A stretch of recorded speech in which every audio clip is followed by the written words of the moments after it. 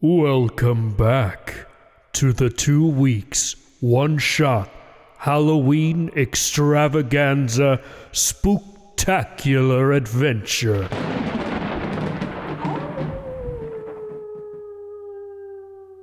I see we didn't scare you off just yet.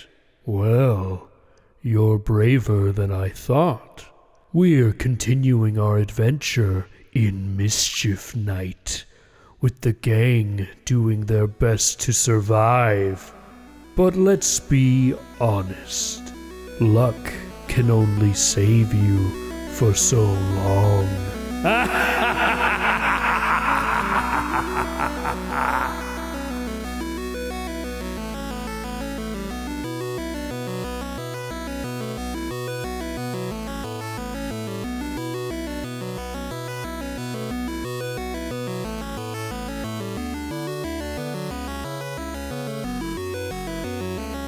Previously on 2 weeks, one shot. The night goes by different names in different regions, but at Brackley State University, there's a long-running tradition and a single name that every student and every citizen of Brackley at large knows: Mischief Night. You're just noticing a bunch of people who are wearing these like oversized robes, not like Alex's bathrobe. Oh yeah. But like, you know, the sort of smock style. Is this some sort of well-known costume that happens? I'm not familiar with this dress they are wearing. Yo, Brock, do you hear that, bro? I think they might be showing something else in the bathroom. We're all gonna get so murdered. As it's standing there and looking at the two of you, you see it slowly reach into the sleeve, and when the hand comes back out, it is holding a rather beat up and nasty looking claw hammer. You are fairly certain that what you're seeing is someone wearing very old, outdated fireman's equipment. But it is very clear that they were swinging with intent to harm you. Whoa, dude, hey! Whoa! Bro! Chill out. Dude! He seems to have no intention of chilling.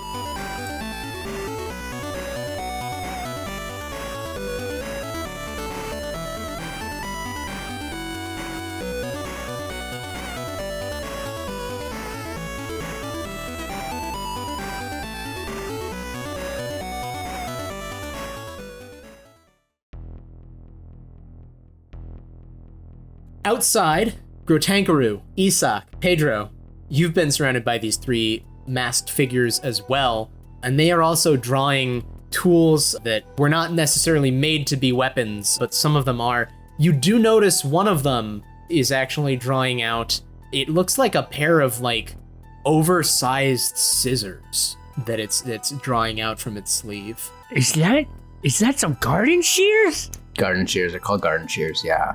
Oh man. No, it's not a pair of garden shears. It doesn't. No. It's like big scissors become garden shears after some point. No, see, garden shears look different. These look like just big ass scissors. Are you talking clock tower type big ass scissors? Is that what we're saying? Not quite clock tower. Okay. This isn't necessarily a clock tower reference. Is it an Us reference? Hands Across America? Oh, are they like the big scissors that firemen use to cut through like cars and shit? The jaws of life? No. They're not that either. They're not.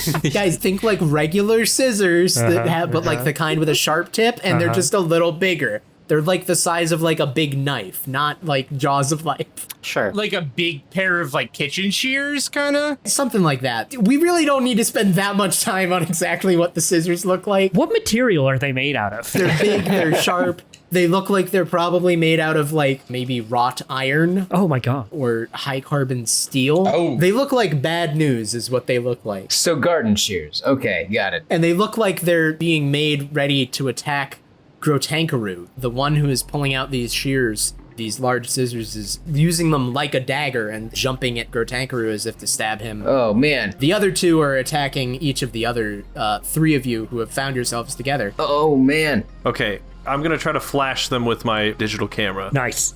See if that'll like throw them off a little bit. I'm not gonna run this as like a full combat encounter, what's happening to all of you guys, which is why I'm not dealing action cards. Yeah, I would love to hear what each of you are doing sort of in response as this is happening. So Isak, you're bringing up the camera to try and flash. Pedro, what are you trying to do? Pedro's gonna pull out his multi-tool and open it up and bring out the little thaw that uses to cut through things. The thaw. It's better than nothing. You wanna dance, motherfucker? I imagine Grotankaru he's unsheathing his blade. Oh yeah. Grotankaru pulls out his katana and says, "Stay back, frat boys. I'm a trained fighter and I'm an alchemist." Because you guys made the notice rolls earlier and you were aware of the potential for bad hombres to be taking swings at you here, you guys can respond in time first before things. So Isak, for pulling out the camera, I imagine you're like turning flash on, snapping it in this guy's face real quick to try and throw him off. I'll just make it an agility roll to see if you can snap this quickly enough before this figure can come in with the weapon. Okay, I got a 4. All right, they will also roll. They do very poorly. So you whip the camera out, hold it up, snap the flash in this figure's eyes, and as they were like lunging forward at you with a screwdriver, they like bring a hand up and they stop and they're like swinging it wildly and stumble past you, and one of their shoes like catches on the hem of the robe and they tumble down in a heap onto the ground, having completely missed you with the attack. Nice. I'll probably take off running, to be honest. Pedro, you're pulling out the multi-tool. Yeah, I've got my multi-tool out. I've got the little saw ready to cut. I don't know. I'm gonna try to parry whoever comes at me. You can defend in Savage Worlds to gain a +2 to your parry. Yeah, I'm gonna defend. +4, actually. Or +4, damn. Hell yeah, dog. I completely forgot. They updated so many little things in Adventure Edition for just good quality of life stuff. Okay, so with that, including the +4, what is Pedro's parry? I have a parry of 8. So they are swinging. They're probably not going to succeed. And they do not. Yes. This one has like a kitchen knife and they like step forward and swing it at you. And you are like on the defensive. You have your thing up. It's not really like much of a threat, but it's enough that this person seems to be like hesitant to over lunge at you. And so they take the swing, but it's pretty wide and doesn't really get close to connecting. I've been playing Dark Souls all weekend. Watch out. Was that out in 2010? I don't remember. Yeah, that was out 2010. Oh, damn. Wow. Good year. If not, I've been playing Demon Souls. Grotankaru, you've unsheathed your mighty blade. Well, my Freddy Cat hindrance has not kicked in yet, and I guess we can talk about that later. I'm going to take a wild swing with my Malbot katana at this guy who's coming at me. Perhaps I close my eyes, perhaps I don't. Who knows? By a wild swing, do you mean that you're taking a wild attack by Savage Worlds rules? Yes. I don't know what that means, but yes. It gives you a bonus to the attack and damage roll, but it does mean that you will be vulnerable to potentially taking more damage or hit yourself. Perhaps Alexander Grotankaru could use a few life lessons, so yeah, let's go for it. Go ahead and roll me a fighting roll. Fighting roll, cool. Fighting roll, I have a dice 6 for fighting roll. And you do have a +2 from the wild attack. But I believe Grotankaru also has another bonus to his fighting roll, does he not? From something going on? Oh, from being the president of the student organization of the anime committee? Yeah, after watching at least 10,000 hours of anime and anime-inspired content, he is a master in the arts of katana fighting. I hate this. I love every second of this. He also knows all the moves from Dragon Ball Original, Z, and GT. Whoa! People don't like GT very much, but Alex is a big fan. He's really excited about the direction of the show. I am. Street Fighter is a travesty, though. In the East Texas University rules for Savage Worlds, all of the students get to participate in extracurricular activities, which can give them various benefits, including perhaps a +1 to fighting, because Grotankaru watches so many fighting anime. It's true. And has just learned the ins and outs of the way of the sword. So much Rurouni Kenshin. So much Kenshin. But not Inuyasha. Not Inuyasha. So go ahead and roll me your fighting. You're rolling with a +3 total on the roll. And with the wild die as well, which also gets a +3. I am learning. Let's do it. The modifier applies to both of them. Oh, shit. And I got a 6 and a 5. Oh, shit. You have a D6, right? Yep. So you get to roll that again. Okay. It's a 2. So that's a total of 11. Yeah. Which is certainly a hit on this figure. And so I would like for you to roll your damage for me. Sure. And that's going to be your strength die plus D6 for your Maul Katana. Plus a D6. So I have a strength of die4. Plus a Oh, do you? Oh, then you're actually rolling 2d4. The damage of your weapon is limited by the strength of your character with melee weapons. Oh, no. Man, okay. damn it. All right. So it is 2d4 that you're rolling, but you do get to add +2. These are so much smaller. Sucks. Okay. Oh, shit. That's 2 4s. Oh my god, okay, roll again. Okay. Oh, shit. It's 2 4s. Oh my god! Yes! Yeah! Alright. Oh, man. This is great. I love it. Alex is going to see blood. I don't know if Alex can handle it. He hyperventilates. You rolled 2 4s and then 2 4s again, and then did you roll them a third time? I can do it a third time. Here it is. Here's 3. Yeah, no, it keeps going. This time it's a 4 and a 2. Okay, roll the 4 again. Okay. It's a 1. Okay, so that's a total of 2 4s, and then 2 4s is 8 each, so 16, and then 20, and then 22. Math. This is the best part of the podcast. And then 1 is 23, and then you add 2 to that from your wild attack, so it's 25. He's already dead. Stop. And the character you were attacking had a toughness of not that. You made sushi out of that guy. No, strangely enough. Grotankaru, you know that you have just unleashed the most perfect cut of your katana that perhaps you have ever had. You drew the blade, you swung down in one clean motion that should have left this man parted in half like an M1 Abrams tank Naturally. beneath the million folds of steel. But what happens instead is that you strike directly on the mask, the hood and head of this figure, and its head like jerks to the side with a lot of force, probably enough force that a regular person should be unconscious if not dead from just how violently their neck has been twisted. But when they do not fall to the ground, they do not crumple, they do sort of stagger back and fall down to one knee, and the scissors clutched in that other hand sort of drop down to their side. But as you look, the hood twists back up to face you. The mask has been knocked free. It's hanging down around the base of their neck, or where a neck should be.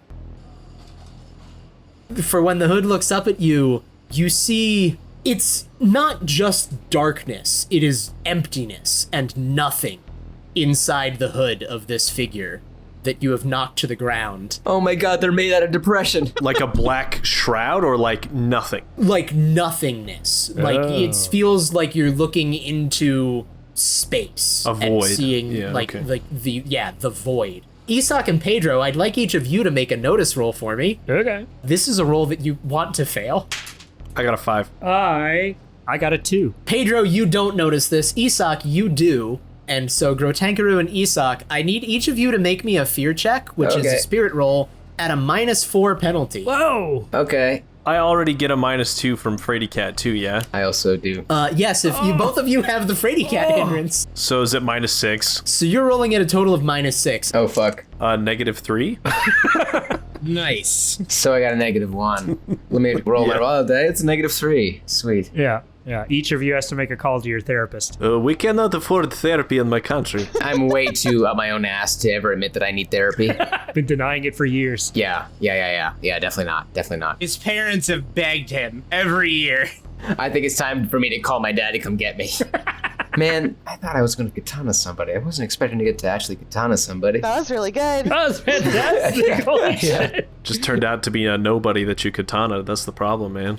Who knew anime could do so much for you? If he wasn't an existential void, you would have kicked his ass, man. I know. It's true. I know. A -3 and a -1. Those are both failures by a fair margin. Shame. Now, each of you does have a Benny. We're doing different things with Bennies for this game, the normal and savage worlds. Each of you only has one to start with, and I have none. We're using the hard choices rule, where when you guys spend a Benny, it becomes a Benny that I can use. Goody. And then it will go away into the ether. There are ways that you guys will be able to earn Bennies throughout the session. We'll get to those when they come up, as they surely will. But because I'm giving you guys less Bennies, I am making them more powerful.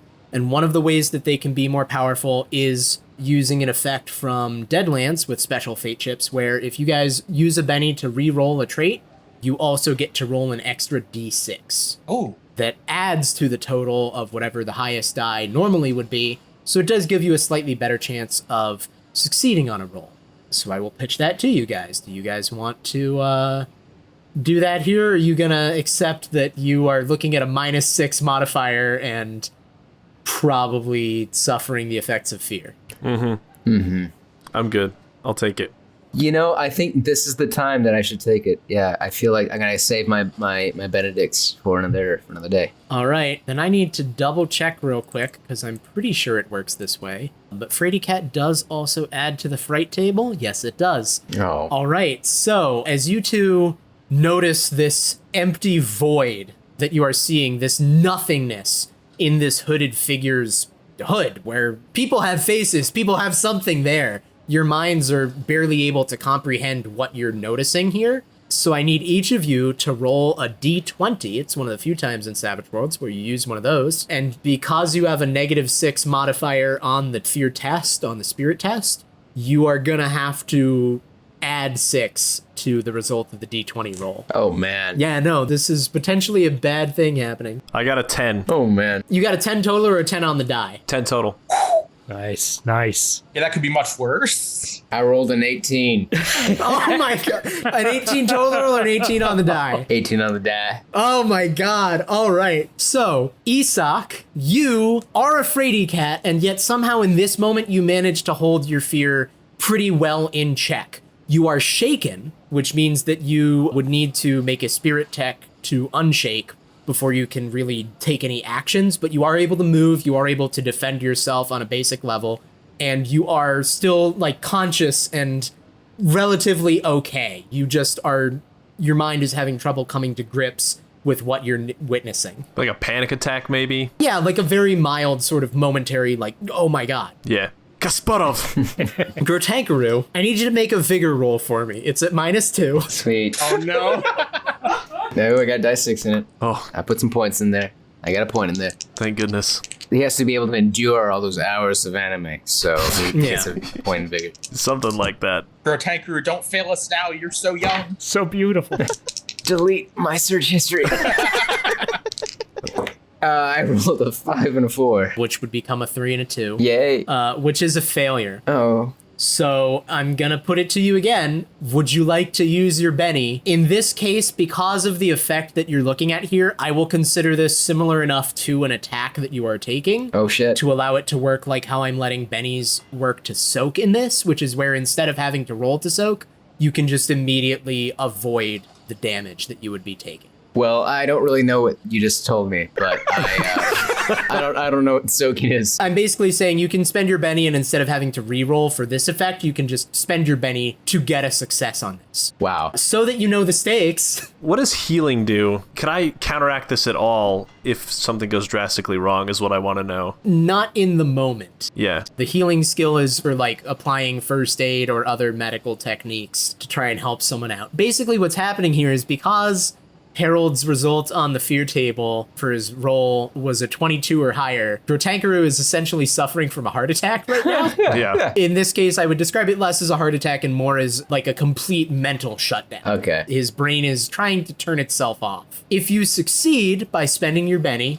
you are stunned, which is still bad. Sure. But if you fail, you are incapacitated and will shortly die. Well, though I still don't really understand what soaking is, and I'm a little too afraid to ask, I'm gonna... Soaking is how you don't take damage. Okay. Normally you would spend a Benny, you get to roll to try and avoid some wounds that you're taking from an attack. Gotcha. Because of how I wanted things to work for this session and this one shot, I'm doing things a little bit different. Okay. I will fold to this peer pressure. I will use my Benny. Grotankaroo realizes that his diet of Pocky and Mountain Dew just hasn't been the right choice. Perhaps he had some bad supermarket sushi last night. He's questioning a lot of things about the life that he's led and the world that he lives in. And so he is stunned. What that means is that until you make a vigor roll to become unstunned, you are basically all but incapacitated. You can't defend yourself. You are sort of almost falling prone. You're falling to your knees and grasping at your head and like grabbing at your hairs and unsure of what's happening here. Life isn't real anymore. that sort of thing. My enemy has always been depression.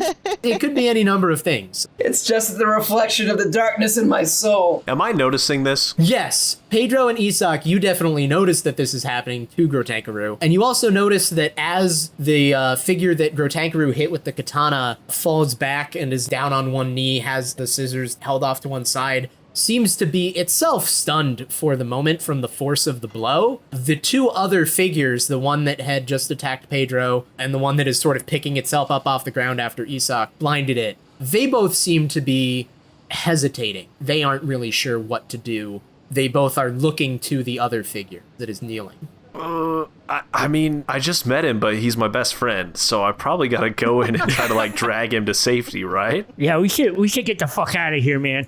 This is also how I made friends in college. I would just like meet somebody like one night and be like, "Hey, we're best friends now," and that's how it'd go. Okay, we'll come to that in just a moment, but first we are gonna flip back over to the movie theater bathroom, where Chad and Brock are being approached by this other large figure with the axe. And I will put it to the two of you, who is going to heroically throw themselves in the way or unheroically be the one who's in the way when the axe comes down? I would say it's gotta be the Rock Man himself, Brock here. So Brock, he did dress up for Halloween. Now Brock is always wearing his high school Letterman jacket. Yeah. But it kind of goes under the radar because he's actually from Brackley, so he's like, he was on the high school team. Okay, yeah. So it's like, oh, it's still the spirit. You know, they always use the same mascot. However, he has chosen to go to Halloween as Chad. We went as each other. We just switched jackets. Brock also, even though he is the designated hitter for Chad, he thought that he should bring his baseball bat. Okay, all right. I'll allow that. If your Halloween outfit was yourselves. Wait. Are you pitcher and catcher with each other? Are you saying that Chad is the pitcher and you're the catcher? No, I was saying I'm in right field and I'm the designated hitter for Chad. Yeah. Because I can't do anything else. Uh-huh. So when Chad hits, you catch. Are you implying that these two well-built, athletic, handsome men who spend all their time with each other would have anything other than a purely platonic and sportsmanlike relationship? No, I would never imply that two very close men who are very attractive and comfortable with each other, both physically and emotionally. Listen, just because this happens in your animes doesn't mean it happens in real life, okay? Hey, the sports animes are very passionate, and if you watch them too, I think you would be okay with it too, Chad. Samurai soccer. I'm pretty sure we're like 8 years early for Yuri on Ice, so like, chill, bro. There was that one with the tennis. I don't know. There was a tennis one I remember. It was pretty sexy. All right, so Brock the Rock Edison is... Stepping up. Brock the Rock Edison is heroically stepping in the way of this figure with the axe bearing down on you? Yeah, he's gonna see that this guy is actually coming after him. He's gonna step in front of him with his baseball bat. Yo, back off, fire, bitch. Powerful. The words seem to have no effect, surprisingly enough. Is Brock gonna take the first swing? Yeah, no, he's stepping up to swing. Go ahead and swing for me. I'm rolling strength. You're rolling your fighting skill and your wild die. Okay. I don't believe you do have any special modifiers, this one. That's 8 total. Wow. That is actually a success. So go ahead and roll me your damage. I need explanation for damage. Okay, so your damage is going to be your strength die. Okay. Plus the die for the weapon you're using. In this case, the baseball bat has an effective damage rating as a weapon of D6. Okay. I get 1d4 plus damage. That's with unarmed attacks for being a brawler. That's if you're beating up on dudes with your fists. I have to do that next. All right, here we go. I got 7. 7 total? Yep. That is not enough. You connect with a solid hit. As this figure keeps approaching, you realize that they're not backing down, despite your very eloquent message that they should. And so you bring the bat forward, and it smashes into their, ribs. And you're pretty positive that was a good swing. You didn't get maybe, all the force you possibly could have into it. But it's certainly enough that it should be, cracking a rib or two or making someone back off. And this figure seems completely unfazed by that attack that you have just launched. And in fact, immediately responds with their own swing. Oh dear. Brock, what is your parry? 5. This figure does swing in with their axe and get a hit, so I need to go ahead and roll their damage. Cool killer you made here, Brian. Cool killer. Killers. They're literally nobody. We might be about to learn how soaking works. Well, you don't know about this guy. This guy, he has the mask on. You don't know if he's nobody. That's true. Yeah, well. I'm dressed as a fireman. So, Brock, what is your toughness? Brock's toughness is 6. I do have +1 toughness from Brawler, but does that apply because I'm not unarmed? No, that applies all the time. Oh, okay. So then that is 7. Nice. And then are you also, I forget, Brock is also brawny, right? Yes. All right, so that also adds a +1 to your toughness. Oh, shoot. That's 8. Yeah. If he's dressed as Chad, Chad does have a heavy jacket that gave him +1 armor. That's true. The Letterman jacket does qualify as heavy enough clothing. I'll allow it for an extra +1 armor. Man. However, the fire axe is able to cut through the jacket pretty easily. Look at these beefy boys. They're so beefy. Yeah. I see why Brock is called the Rock. So yeah, Brock, overall, you are looking at becoming shaken and taking a wound from this attack. Now, your choices are to either take that and let it happen, or you can spend your Benny, and in the case of direct damage, if you spend your Benny and narrate to me what you do to negate or avoid this attack, you can completely avoid the damage and perhaps even stun the killer, if that is part of your description of what you're doing. I'll spend the Benny. Okay, cool. So Brock is going to be very confused for a second why this guy is like no reaction. And as the axe is coming, he will throw up his bat to try to deflect it.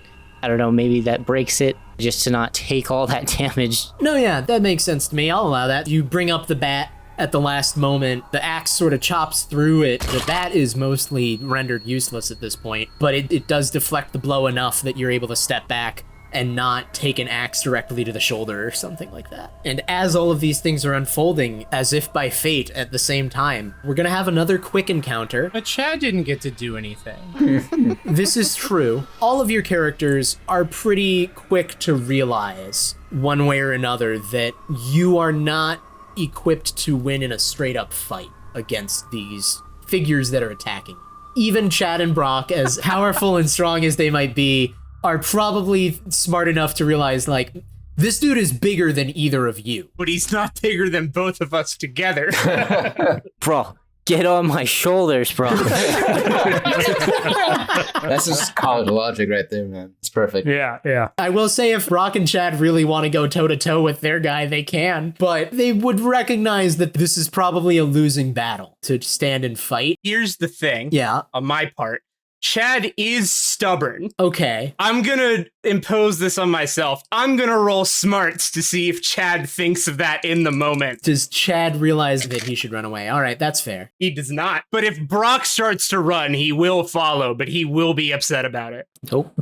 Brock isn't running either? Brock is sticking with Chad. Oh my god. Ultimately, Chad is his main bro. Ride or die, bro!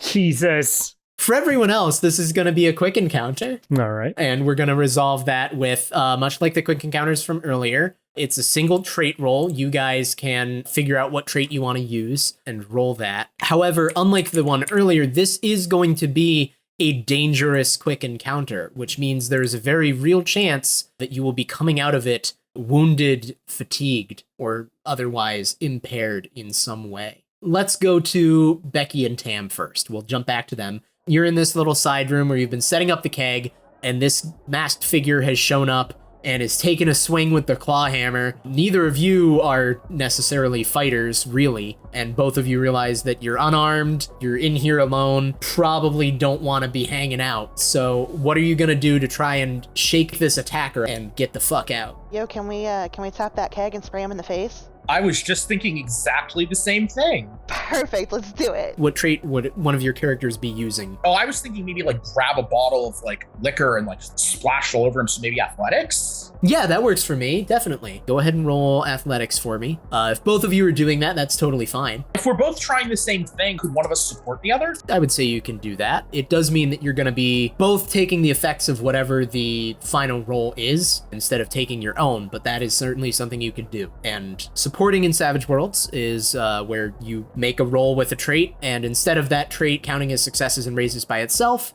each success and raise gives a +1 to whatever role you are supporting with it. So basically, if you're both doing athletics, one of you rolls athletics to add a bonus to the other one. And you guys just need to decide who's taking the lead and who is being the supporter. What is Becky's athletics? D8. You can be the lead, I'll support.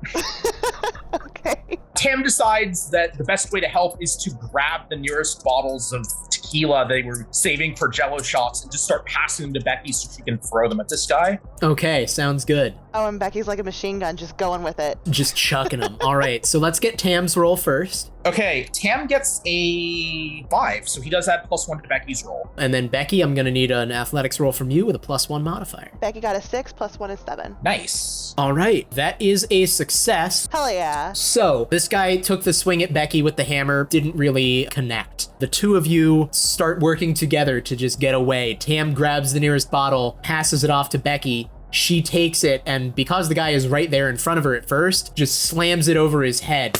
He drops down onto the ground. Once again, feet sort of catching on the hem of these robes. Both of you note the robe seems like it's making it very difficult for this figure to move around in it. It seems to be having some trouble with that. But it starts to get up as you leave the room. Tam hands another bottle to Becky. She chucks it, and again, just direct hit right into the mask, and the figure topples over backwards, trying to keep itself standing, is slipping around in the liquor that's spilled all over the floor. The two of you start making your way out. However, there are other figures that were still around at the party, and as you escape this room, you spot two of them who obviously, also spot you. They're coming running. You're jumping out of the house. As you run, Becky knocks over one of the kegs that Tam points out, and it spills a bunch of beer. All of the other people at the party are starting to, realize something's going on, but they don't know what. They're shouting, and some of them are upset. Some of them seem surprised or maybe even a little afraid. The masked figures are running into the beer and slip and slide and collapse into the table. One of them slams against the edge of the door,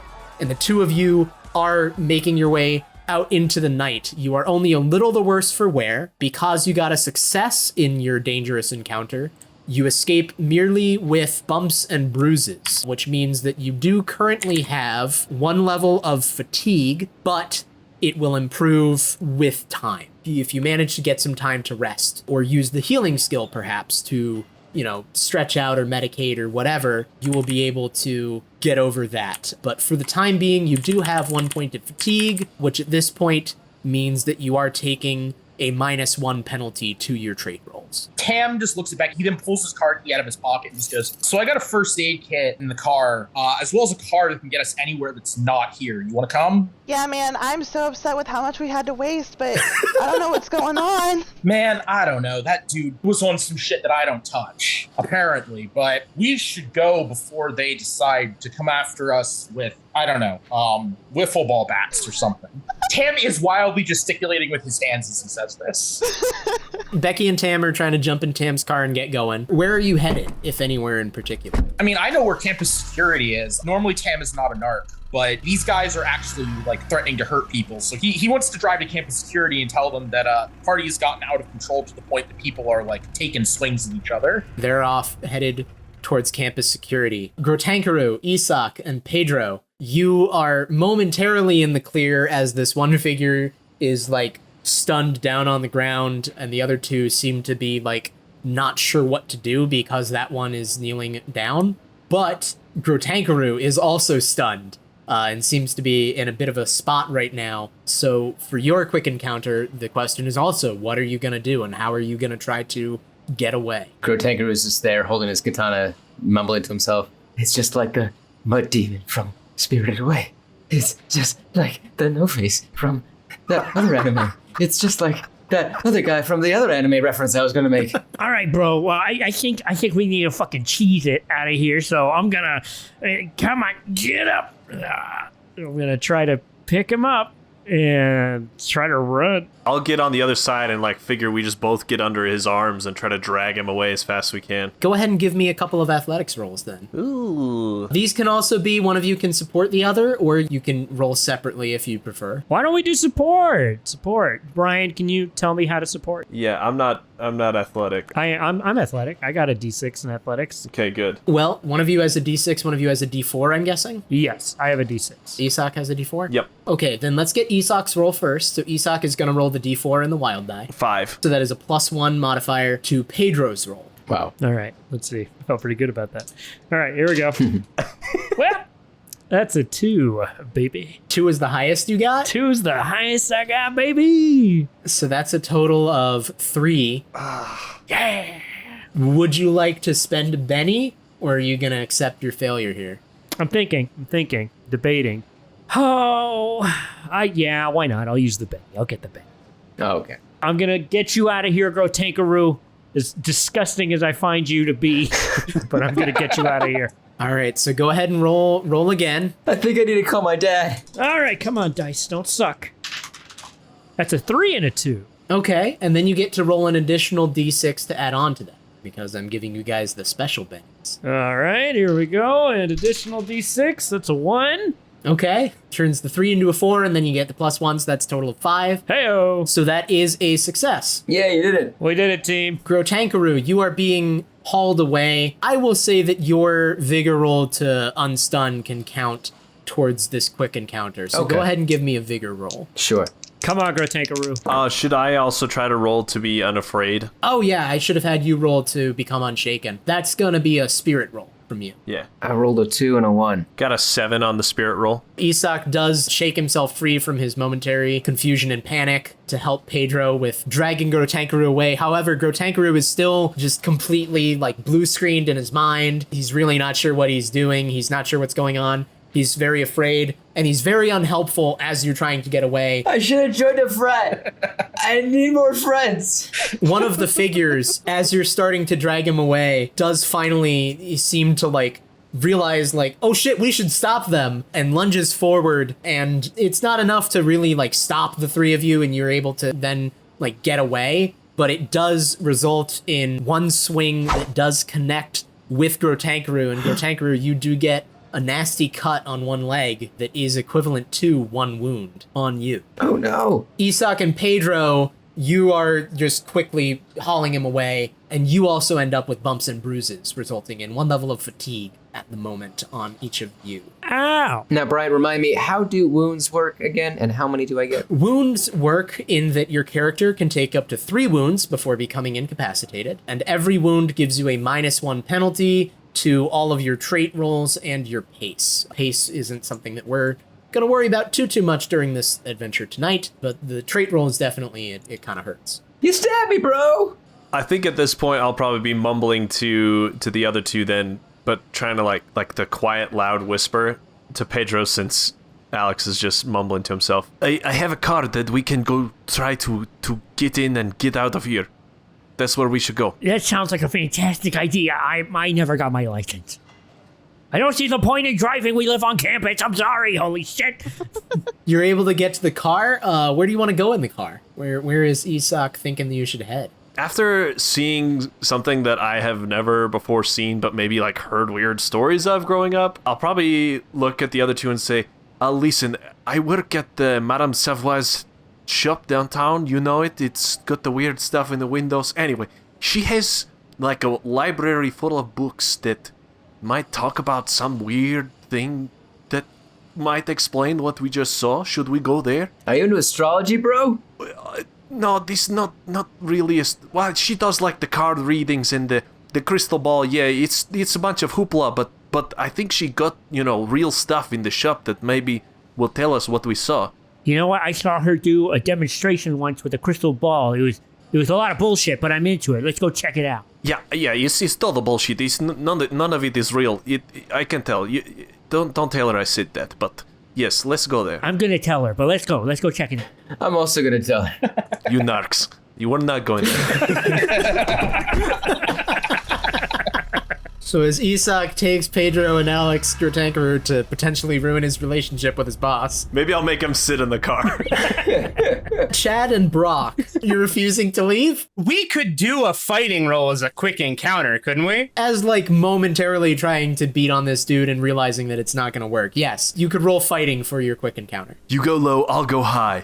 Yeah, absolutely. We've practiced this dozens of times. I give Chad one half of the severed baseball bat. Yeah. We now have 2 stakes. We both have the brawler edge. We've probably gotten some fights before. Yeah, with each other. Yeah, and other people. Yeah. You guys have definitely picked some fights. I'm gonna roll fighting to just like cold cock this thing and fucking book it. So we gonna do the support thing as well, or how we want to do that? That's again you guys' call. You can support one another, or We have the exact same bonus. I will support you. Okay, you support me.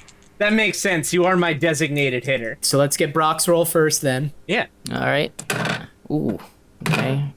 All right. That is 14. Damn. Okay, so that is going to be a +3 bonus to Chad's roll. All right. Jesus. So Chad, just try not to critical fail. That's a 17. All right, damn. Ride or die, bro. Chad and Brock, man, you two give each other the look. What are we doing here? Like, are we going or are we doing this? No, yeah, we're doing it. And what proceeds is like the two of you just trying your damnedest to beat down on this guy. Kicking at knees, you're punching. You're at one point work together to do like a body like weight, slam him into a wall. You're doing everything you can, and he's taking swings back, but the two of you are supporting each other so well. You know where to be, you know how to move to keep each of you out of harm's way. And so, you are able to get out of this without really taking any hits yourself. You will end up, against all odds, walking away from this unharmed. Wow. But you do realize after a few hits that you're not making any progress. Nothing you're doing is resulting in more than like a momentary stun on this killer. All you seem to be doing is making them angry. Bro, I think maybe we need another baseball bat, man. All right,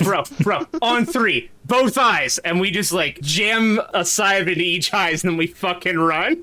Yeah, I mean, he's still got the fire mask thing on, so like, you basically just slam him in the mask as hard as you can at the same time. He like rocks back on his feet. He takes a couple steps back and has to like grab at a sink, and it breaks free from the wall as he's trying to steady himself. And while that's happening, the two of you just fucking run. And where are you running to? I'm running to the fucking security office. I'm looking for my man Lou, my dad's buddy from the Force. And as always, Brock is following Chad. Brock and Chad are running off to the security office, where Tam and Becky are also driving in Tam's car. And meanwhile, Pedro, Isak, and Alex Grotankaroo are rushing off to... Say my name.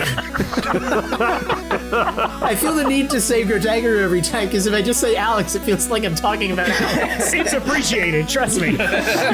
Those 3 fucks, they're driving off to Madame Savoire's.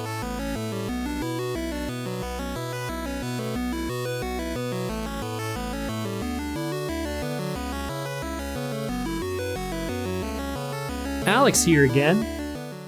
Something about that bathroom movie showing didn't seem quite right. There wasn't even anyone selling popcorn in there.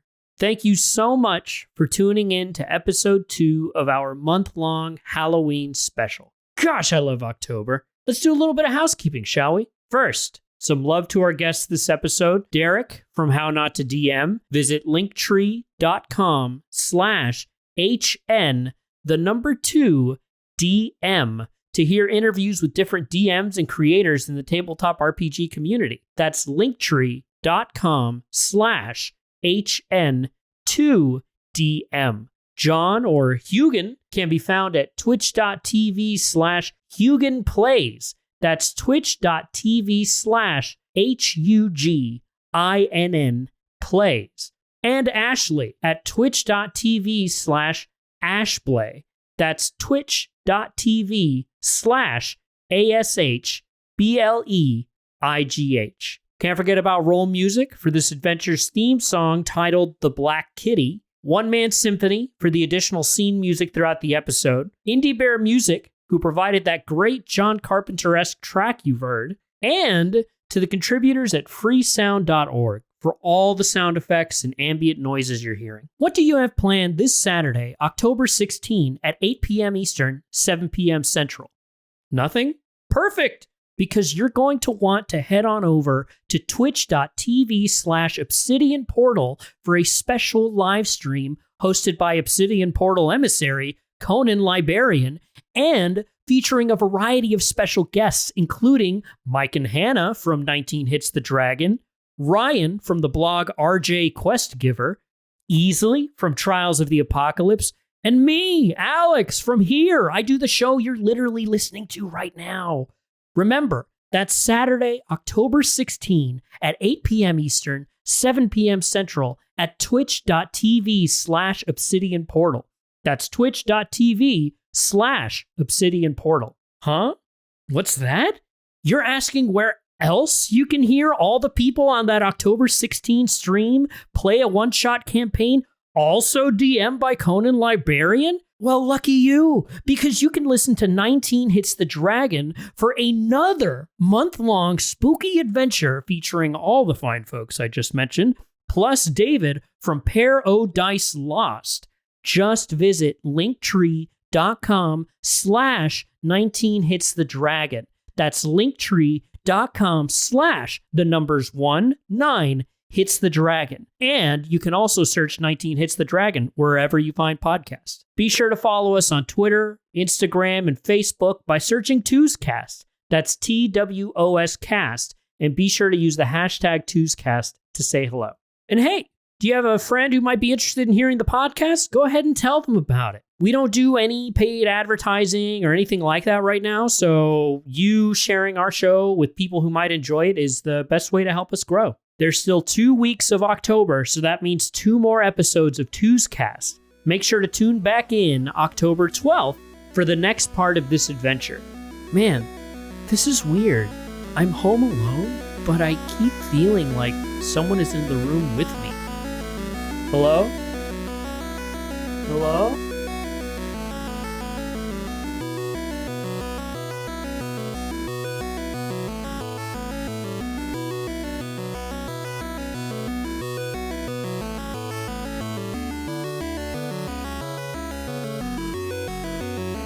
Pedro Zavaleta, Isak Sagratsu, and Alex Grotankaru pull up in Isak's probably like pretty beat up old car. 1991 Honda Civic. Oof. Yeah, it's still running. Dang. I should have called my driver. But you get there, pull up to Madame Savoir's psychic shop. It doesn't have like a fancy name. That's literally just, psychic shop on the door. You all know of this place. It's got a reputation among the Brackley students and among the town at large. Madame Savoir is the local resident psychic. She does readings of all kinds. You can show her your palm. She can read your aura. She can read tea leaves. She can read tarot reading for you. She can do a seance. She can do a crystal ball to look into your future. She can do all sorts of things. Basically anything psychic related. What else, Brian? She can Keep listing things. She can pull out a Ouija board. She can have you do like other tarot reading styles where you only draw like the one card and it has a meaning. She can do all sorts of stuff. And you pull up to her shop, which is like a big old sort of like duplex style home. She lives in one half and the shop is in the other half. Isak has a job with her. Are her lights off or are they on? The lights in the shop are all off. You do see one light on in like the home section of her building. Okay. And so you're sure that she's still like awake. Isak does have the keys to get in, certainly to the shop, but you also do have her home phone number, so you could call her on your Nokia if you want to. Or I could play some Snake. Or you can ring the doorbell, knock on it. You can play some Snake while you wait for her, whatever you want to do. I'll probably look at these two in my car and realizing that I have revealed Madame Savoie's secret. I'm gonna look at them and be like, hey, listen guys, you just stay in the car. I will run in, grab all the books that she might have that might have some information. Real quiet, grab them, come back, we'll get out of here, not bother her. She's a nice lady, I don't want to cause trouble. Just in and out very quick. You can't leave me, Isaac. No way I'm going to stay in this car by myself. Pedro is right here with you. Well, Isak, fabulous plan. Fantastic plan. Just a few notes here. I do have to take a whiz. I don't trust Pedro. I mean, he could be one of the no faces too. I mean, Isaac, you're my best friend now. After an hour and a half. And also, I'm feeling left out of this friendship duo that you got going on here. I mean, I'm here too. This could be a three-way friendship. Look, Pedro, yes, you can be our friend too, okay? Okay. He brings no to the friendship. Yes. Both of you, stop talking, please. Okay, yes, you can come in. You can come in, all right. Kasparov, give me strength. Okay, please, come in. I don't want Pedro to come. Yep, whatever, come in. Don't walk in front of me, Grotegaru. You get behind me. Get behind me, You get behind me. fucker. So I'll go fiddle with the keys and start unlocking the door. Poo face. Stupid poo face. You're a poo face.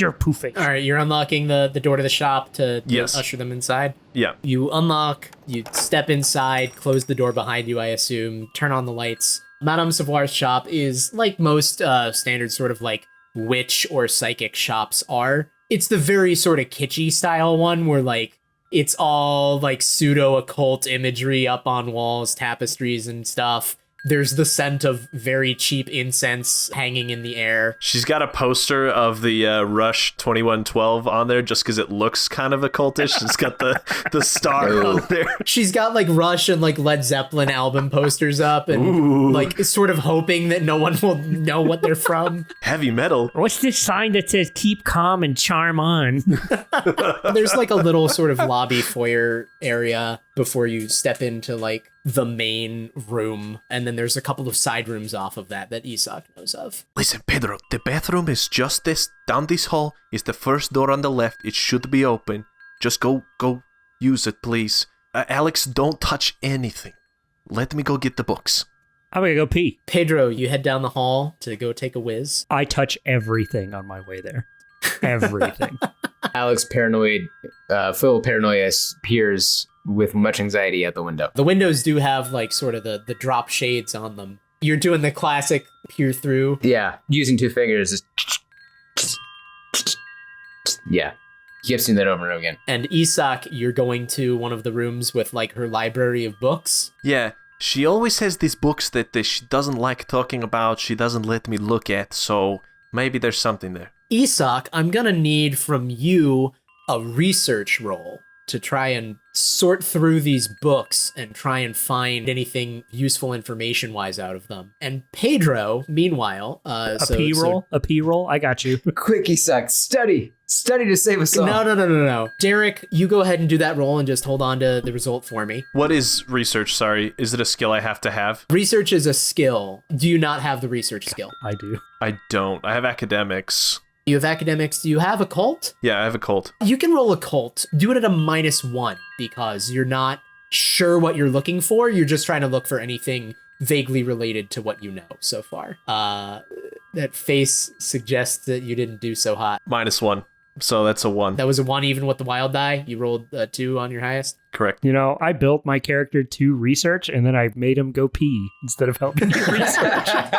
Well, maybe you hear me muttering under my breath and you come help. So Isak is looking through the books without much success. Pedro, you do not hear Isak muttering under his breath all the way from the bathroom, but you do shortly after flushing hear what sounds like something very sort of squeaky right outside the bathroom door. Hello? Hello, I think the store is closed, and this is a bathroom, so leave. I'm gonna approach the door. You approach the door. I'm gonna open the door. You open the door. Do you look out and step out? I'm gonna look and step out of the door. When you look out the door, you see a middle-aged woman in what looks like maybe the oldest wheelchair you have ever seen. Shut up! Just immediately. The wheelchair looks like it belongs in a museum or something. Like it is clearly like an antique wheelchair that she is wheeling around in, thus the loud squeaking of the wheels. She is there. She is in sort of like night dress getup. She is in the sort of dim lighting of the hallway. You can make out that she is looking at you very suspiciously. You do note that she appears to have one good eye and one glass eye, as the lighting of the hallway reflects off of that. And she also has in her hands a small but definitely workable looking revolver that she is pointing your way. Oh boy. My name's Pedro Zavaleta. I'm sensing a little bit of tension here between us. I promise I flushed, and I definitely washed my hands. Even though you didn't hear the sink, I definitely washed my hands. What the fuck are you doing in my house? Well, I'm taking a whiz, which I'm done with now. Why in my house? This is a store, but I'm actually here Why with... in my store? My store is house. I'm actually here with my best friend, Isak, who's definitely not the other guy's best friend. Isak. You know Isak? Yeah, I'm his best friend. She pauses for a moment and then, Please don't shoot me. the gun dips a little bit. She's not, like, actively looking at you, aiming it at you. I disarm her. No, I'm kidding. She calls out loud enough that everyone else in the store can't easily hear her. Isak? Yes, Madam Savoy, I am so sorry that we are bothering you at this hour, and then I'll kind of like walk in when I hear that. When Isak walks out to, like, the corner of the hallway to see, she drops the gun down entirely into her lap and just shakes her head, and suddenly, without the accent at all, what the fuck are you boys doing here? Well, as I mentioned, I was taking a whiz, which I, like I said, totally washed my hands. Okay, But I might want to rewash them. that doesn't explain why you're doing it here. What is going on? Isak, do you want to explain this? So Isak runs up behind her and like kind of grabs the handles of her wheelchair and kind of spins her around so she's facing the other two. And I give him the do not say anything. Like, You have such a lovely store. I'm just loving all these posters, and the self-help section is fantastic. I've read through most of these. They don't work, but I've read them. I sheath my katana. I'm like, oh, sorry, ma'am. You had it out the whole time? So Isak's gonna say, yes, Madam Savoy, we're so sorry that we're bothering you at this late hour. I came to the store just to make a quick pit stop. Pedro here said he needed to use the facilities, so but we are leaving now. We'll get out of your hair very soon. Yes. Okay, but why did you have to come here in the first place? Oh, we were just in this part of town, and like I said, he needed to use the bathroom. That was We were attacked by a crazy guy who was made out of nothing. Yeah, funny story. We kind of got assaulted. She's already, like, turning around to look up at Isak and is just giving him, like, just an immediate, like, cut the shit, Isak. Don't try to bullshit a bullshitter. Come on. I kind of like relax a little bit when she says that, like, okay, they're not going to say anything that she won't already know. Okay, yes, yeah, something weird happened. Alex, he like smashed this guy's head with his sword. It was really cool, but He attacked me first, though. It was self-defense. It was super badass. She waves her hands a little bit as you guys are talking over each other. Let's go into the main room and we'll figure all this out. Okay, yeah. I wheel her into the main room. Yeah, the four of you go into the main room of her store. Meanwhile, back on campus, Tam and Becky are pulling up in a car about the same time that Chad and Brock are getting there on foot to campus security. You've all been running. You've made it there. Campus security is a building that's set up like a bit of a walk away from the main street that it's on, the main road that it's on. And Chad and Brock first, you guys get there about the same time that Tam slams his car into park near that spot to get out and start walking or running or however quickly you want to get there, moving toward the campus security building. Actually, one thing before we get out of the car, Tam like reaches under the driver's seat and pulls out one of those like roadside first aid kits. Aha. And he pulls out just a bottle of like Tylenol and grabs a water bottle from the back seat. And I'm just going to make a healing roll to get rid of our bumps and bruises real quick. All right, cool. Go ahead. This guy's a full-service drug dealer. He's got everything, and then you go down, I'm bringing you back. You got to buy more afterwards. Smart dude. All right, I got a 5 on both rolls, so we're good. All right, cool. Yeah. You know, 10 years from now, this guy's going to be upper management at like Facebook or Google or something like that. Oh, yeah. He's running his own like weed company, but out in like California. I'm a legitimate businessman. Tam has not actually said this to anybody, but Tam is in fact a pre-med major. There you go. Wow. Perfect. Perfect. That's where the real money is. It's medicinal. So Tam and Becky pop a couple of painkillers, and by the time you're done at campus security, your bumps and bruises will be no more. But as you're getting out of the car, two baseball guys are like sprinting up to you. They have Letterman jackets on. Whoa, yo, dude. So what's the hurry? What's up? No time to talk. Big man with an axe. I gotta talk to the campus boy. We just got attacked by a big man with a hammer, so we're going to... I don't give a fuck about that. I gotta talk to Lou.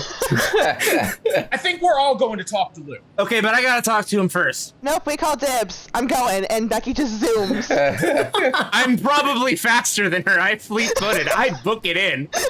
What we're trying to say is that we want to talk to Lou. Yeah, but who's gonna do it first? Is it unlocked? Can we get in? This is good cohesion. Well, you're all running up to try and talk to Lou, but as you're running up, who among your group has... Becky has Trouble Magnet, right? Oh, no. Becky, I hate to say it, but Trouble Magnet's coming your way again. That's fair. These things occur. You're making the run up towards the campus security office. Chad is pulling out in front a little bit because he is fleet-footed, and he's just running up there. The three others are sort of behind, slightly staggered with each other. But as you're going up, Becky, at one point, your foot happens to catch that spot that they've been meaning to repair Oh, no. on the steps for so long. Somehow haven't found the money to do that, despite all the other things the college spends money on. Of course. Like the new baseball field. You take a bit of a tumble, and it's not enough to really hurt you or anything, but it is enough to slow you down for a moment. And the others might slow down for a moment as well. No. And realize, no, Chad doesn't. All right. What a Chad move. Brock and Tam glance back as Becky goes down. Chad's out in front anyway. Yeah. Brock and Tam, you sort of glance back as Becky trips and stumbles and hits the ground. And as you look back, you see a figure very close behind you coming marching up. It is a huge figure wearing that burnt out fireman's outfit, clearly scorched and burned horribly all over its body, clutching that same axe, still dripping with blood.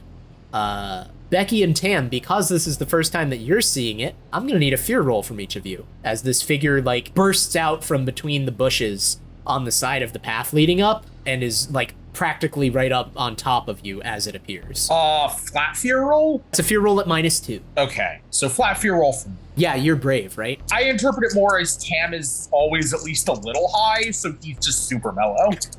He's a little stoned, so he's like, what the fuck is that, man? Oh, no. Uh-oh. Tam rolls an 11. Nice. Okay, Tam is fine then. Tam is a little too stoned for this to really faze him. But what did Becky get?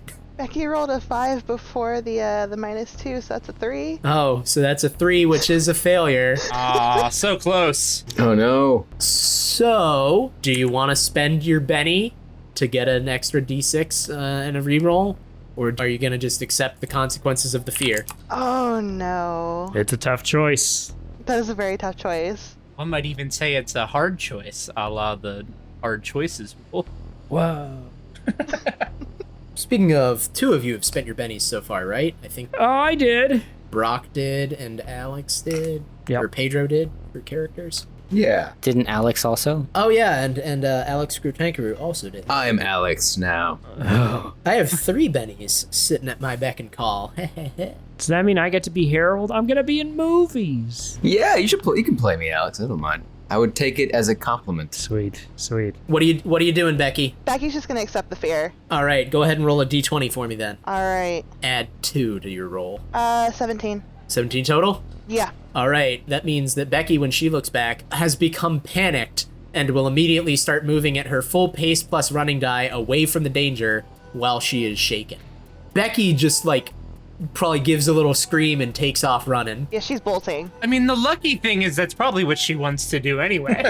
This is true. However, Tam and Brock, you have that moment of realization that this figure is already bearing down on you. And it's big, but it is moving at a decent pace. And it's already right on top of you guys. You probably are not all going to be able to make it to campus security and inside before this figure like is catching up to you and attacking, unless someone does something to stop it. Brock is gonna see this happening. He's all panicked and, all right, man, round 2. Yeah.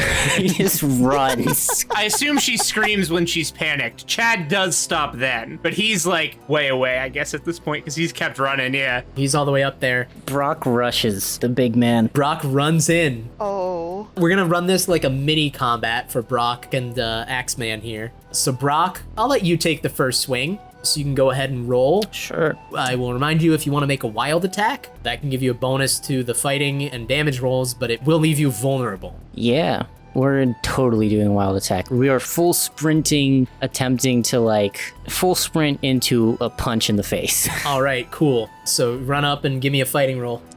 And that's a +2 with a wild, right? That is a +2 with a wild. All right. Holy shit. 2 6s. All right, roll them again. Okay, and I got a 4 is the highest one. Okay, so that would be a 10, and then add 2 for your wild attack. So that's a 12 total. That is actually a hit with a raise. Yeah, boy! You're gonna roll for damage. It's gonna be your strength die, which you always get on melee rolls. Normally, if you are a baseline character trying to punch someone, it's just the strength die, but Brock is a brawler, because he's been in scraps before. So you roll an extra d4, and you get an extra d6 for the raise on the fighting. Okay. So you're gonna roll all 3 of those. Each of them can explode, and you get a +2 to the total. And explode is the When you roll the max number and then roll again, yeah. the max. All right, so my D4 explodes. Okay. 11. Is that including the +2 for the wild attack? Oh, that isn't. Okay, so 13. Brock decides it's time to throw down, runs in, runs up to this figure, and does just deck him with a straight up punch right to the face. And it's the sort of punch that definitely should lay someone out. They should be out on the ground, not getting up right away. And this guy takes it, does stagger back a couple of steps, and is clearly momentarily shaken by this, but quickly is able to start trying to respond in kind. So first it does need to roll to unshake. It succeeds. Cool killer, Brian. Cool killer. Oh, yeah. It's cool. It's a good time. Super cool. And does indeed unshake, and is then swinging the axe overhand, 2 hands, right at Brock. Brock, what is your parry? 5. Brock, I hate to say it, but you've just been hit quite badly. I'm gonna need to roll, yes, this much. What is Brock's toughness? 8. He's so tough. That's my boy. Brock, how many wounds do you got? No wounds. Okay, you are taking 2 wounds. Yikes. Okay. As you ran in with the fist, you got 1 hit in on this guy, but he just staggers back and then comes in swinging with the axe. You try to sort of dodge off to the side a little bit and defend yourself, but it catches you on one side of the head. Ooh. You're pretty sure at least part of an ear is gone. Oh, no. Your whole head is ringing. It's immediate, just blood and red in your vision. It's a bad time.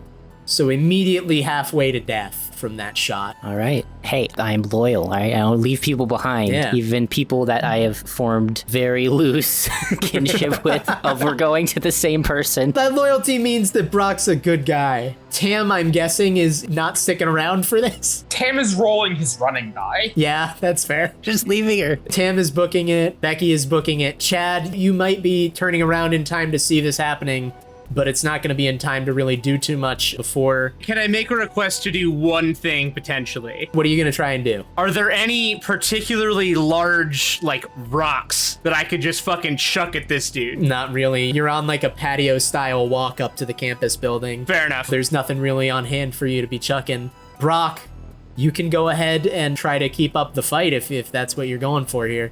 Try and buy a little more time for your friends. Yeah, I'm buying time for them, so I guess I'm rolling again. Hell yeah. All right, first you need to roll to unshake. That's your spirit roll. That's your spirit die. And you do have a -2 penalty because of your wounds. Cool. All right. That is a 6. That is a success. So you do indeed unshake. And are you gonna try and take another swing at him? I'm absolutely doing that. All right. Leave no one behind. His head is bloody. He's barely able to see. He's not sure what's going on, but he knows that he's throwing down. He knows that he's helping his friends. 7. 7? Yeah. That's not enough. It's not enough. Brock, he takes another swing, but this figure in the fire outfit just pulls up one arm and just bats his swing aside and comes in with the axe again. Brock's parry is 5, right? Yes. Okay, that is a hit. So he's taking Brock, you're taking one more wound from this. As it hacks in, this time you dodge a little bit better. You're sort of skidding back and slipping around. You like take it on one forearm, a glancing hit. Painful, but you're still up. You're still fighting through. Brock, no! Brock, you gotta go, man! It's gonna clinch it for your friends if you stop him for one more round. Brock, bro, no! Oh. All right, then Brock is gotta stay. You know, as he gets cut, he turns. You can see Chad there, not quite in the door yet, and he turns back to the guy. Do I have to unshake again? Yeah, you'll have to unshake if you want to take a swing. You're at a -3 now because of your wounds. 5. Wow. That's still a success. Oh my god. He's going down fighting. Brock is out here being a fucking champion. No, bro. Ooh, only a 5. Only a 5. That's, again, not quite enough. He's fighting desperately. He's managing to stay standing. He takes another swing, and this time it sort of like glances off of one of the killer's arms. It's not landing solid hits. Brock is getting hit again. Oh no, Brock. I'm sorry, man. Brock! As Tam and Becky are sprinting away, and Chad is also probably moving a little bit at this point, although he's looking back to see what's happening. He sees as Brock makes his valiant stand. Brock is standing, he's slipping in his own blood. He takes one more swing at the killer, and the killer just sort of like grabs his hand mid-punch and holds him there as he brings up the axe. And Brock, you have just enough time to give one final statement before the axe comes down. I never decide what do I do? Last words aren't easy, Brock. They come from the heart. Last words. Brock takes a look at this axe coming down. Guess I'll never be in Rush Hour 3.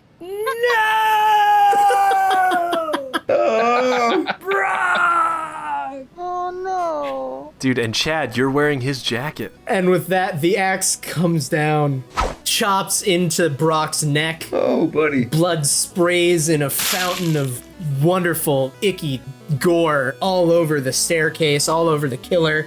I need another fear roll from Chad, Tam, and Becky as they witness their friend just brutally slain before their very eyes.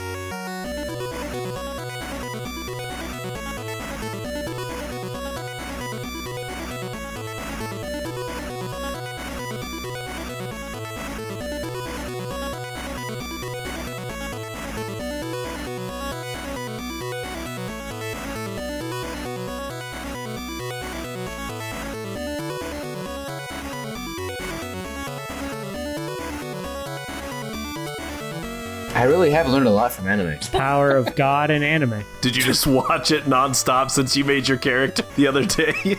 Yeah, that's the excuse he's gonna use. You know what I did though? I did find many lists of like best anime, top anime of like the 2000s, that kind of thing, just to make sure that like I wasn't missing anything. You're referencing appropriate ones? Exactly, right. I'm not name dropping anything from 2015. There's gonna be no Attack on Titan in this episode, I promise.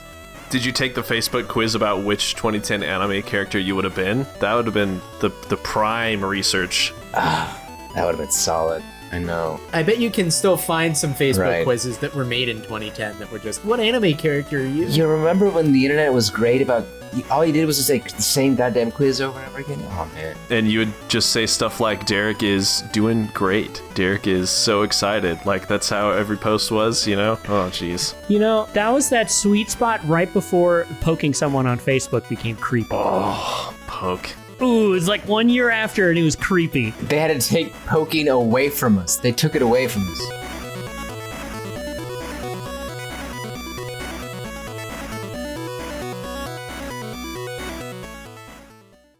Come and go.